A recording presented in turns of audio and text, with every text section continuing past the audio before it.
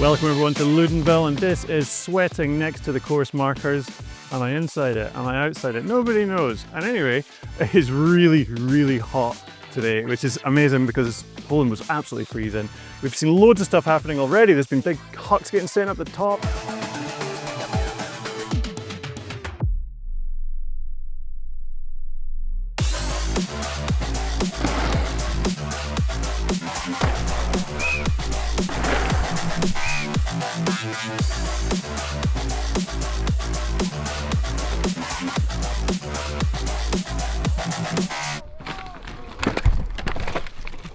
There was a kid just really hurt himself over there, and then down the bottom, the smell of brake pads is filling the air. The track, we're going to do it backwards. We are kind of in the midsection right now. We're going to work our way up the track because I want to finish on the stall wall. Scrubbing it, sending it, which is faster. The ghost is going to be, just imagine someone scrubbing real low, someone in the air, like heading to the flipping sky. Who's going to be fastest? Probably sending it. But will they actually manage to stay on the track afterwards? That's the question. Let's go find out.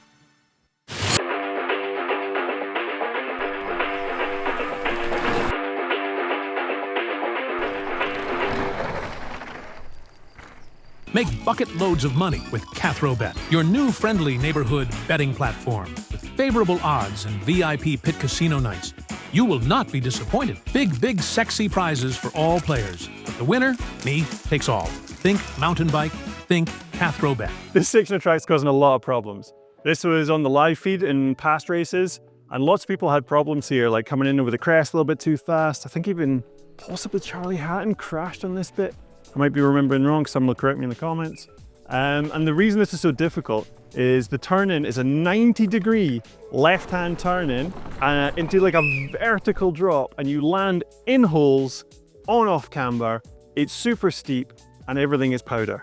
Like, this is very hard to do fast. You push it a fraction too much and get out of the main line into the dust, there's just nothing to hold you, and you're heading off between the crash pad trees into the wrong area. And that's just the main line. Then there is a secondary line where you don't have to turn as tight over the top. You can go straight off and then hook a berm, more consistent, further distance. Might be able to do it about as fast if you commit to it. This is proper hard. We will see people messing this bit up. Almost 50% of people are going the wrong way here. As in, like, they're trying to stay high and then can't. They're picking up the speed, they're coming over the crest with a bit more speed. And because this is dry, this is kind of blowing out and becoming looser. So they got more speed and less grip. It's making it difficult. What will happen is the riders will notice that this is degrading and then be a bit more patient over the crest. And potentially that line can start getting used more. Let me break this down into bullet points. High line, less turning. Wider line into the corner. You're braking on more of a steep angle, which can make things a bit more unsettled. Low line, more corners, probably more distance, but you've got this really nice area just before it where you can weight the bike into really firm ground and decelerate very fast. Slowing down on grass, I mean, if you're going to do like a stopping test on grass, you're never going to slow down as quickly.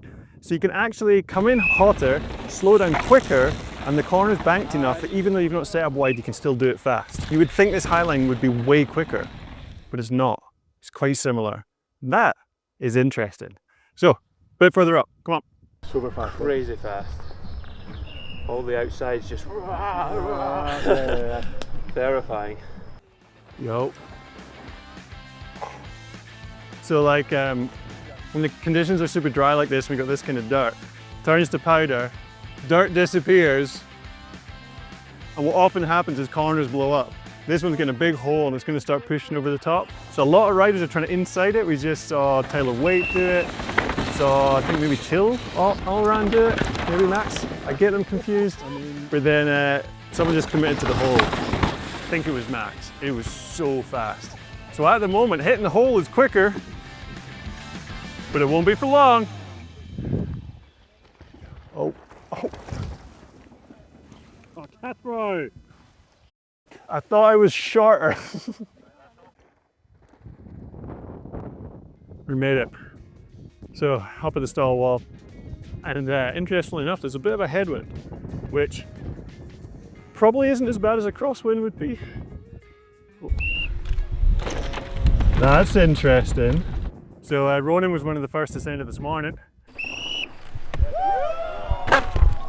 Up for the roll, we just saw Bodie send it, Danny Hart send it. This is the feature that we want to ghost. So let's have a look, see what's involved, see why it's difficult, and we'll see who gets it best. The entrance to this section is high speed, some doubles into a beautiful hip, and then a flat out right hander, and then cha-cha-cha-cha, some moto whoops.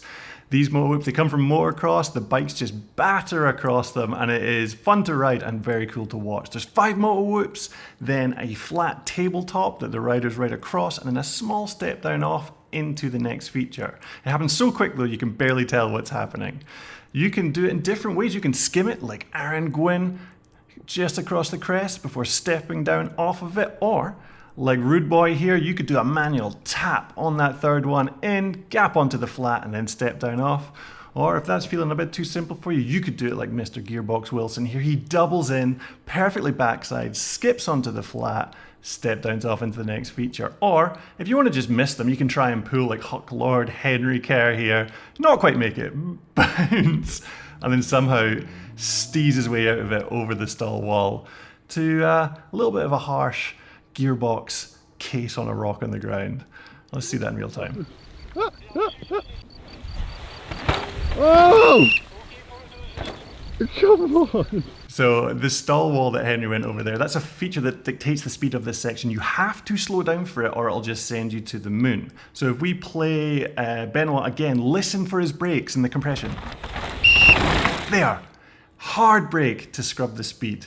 If you jump too far off of this, there's a knuckle. See where Benoit lands, he comes up and over the knuckle there, and you do not want to land on that. It would be rather harsh.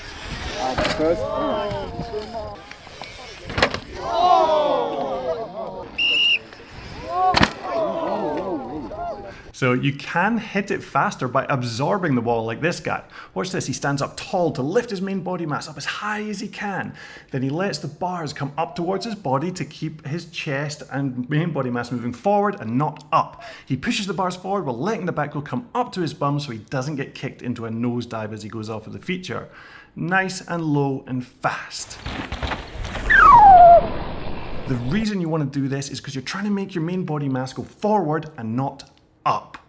It's super important to do that, and the closer you get your body mass to the lip, the lower and faster you can go. This works really well, but there is another way to do it. It's called the scrub. You do the same preparation standing up tall, but then you absorb and lean the bike at the same time. This means you get closer to the lip because a leant over bike is lower than a stood up one, and it can allow for more speed if you do it well. It looks sick, but you still have to slow down, so we have option number 3. The Huck. It's hard to convey how massive yet precise this is, but this shot does a pretty good job of it. It's absolutely insane. Look at that. Jackson greased it, and this guy. Yeah, it's massive. The landing is loose, it's tiny, really short, and you have to land in a turn. It's extremely hard to judge the speed, which makes overshooting or casing a real possibility. Also, it's completely blind. You cannot see the landing before you commit. And if you get the angle wrong, you can easily land off the track, and that would be an automatic disqualification. You have to be so precise, but when you get it good, oh, it's good. Yo, that was sick! The corners after it are actually really difficult as well. They're dusty and loose and off camber, so the extra speed you'd have coming in can make it really difficult not to wash out and throw a race run away. This section is gnarly. So it's ghosting time. We have Loic Breening who sent it deep, went a little bit wide and shows what can happen if you don't get this line good. And we're going to pitch him against Richie Rude. He was super clean, squashed it nice and held good speed around these corners. So let's compare. So coming into the section, they're both neck and neck, as you would expect, through those motor whoops into the compression. Now, Bruni doesn't brake. Richie does. Richie goes low. Bruni's sky high in there. Look at the distance he's pulling on him, but he lands wide. He's drifting wide. He's on the brakes as Ruud is setting up for the next off-camber turn. Ruud is looking clean as Bruni swings around that punch marker. And look at this. Ruud is miles in front. He gets to the finish. Bruni lost loads of time. If you mess it up, you can lose a lot of time. 1 second slower for Bruni. Now, Jackson Goldston, come on. Super nice gap. He did tag it a little on this one. We did see a cleaner one from him, but Remy Therion, he was second fastest in time training. That was one of the fastest absorbing push through runs we saw. So here they come into the section. Which is going to be fastest? Is it the Huck? Is it the Squash as they come off the stall wall? Look at Jackson styling over there, but look, Remy's not that far behind. His technique must have been so good in that Squash. Now look, Jackson's fighting to get round that course marker as Remy is letting the speed run through and he's catching him. It's super close and at the line, it's only 0.12. So Jackson takes it today with the fastest run on that Huck. Let's see how many do it when it comes to finals. Well, hopefully we managed to capture something. It looks like everyone tried the gap, or the people that were going to try the gap tried it on their first run, ticked it off, were like, that was scary as shit. I'm not going to do that again till my race run. But we got a couple doing it. Who was quicker? I think gap was quicker, and then it was close when they got down to the turns because it was really tricky to do. I was super interested. Lovely dusty dry day. Hope you enjoyed. Stay tuned for Story of the Race. I've been Ben Cabs. That guy's Charlie. And this is Pinkbike. Next time. I can't believe we got to go all the way down.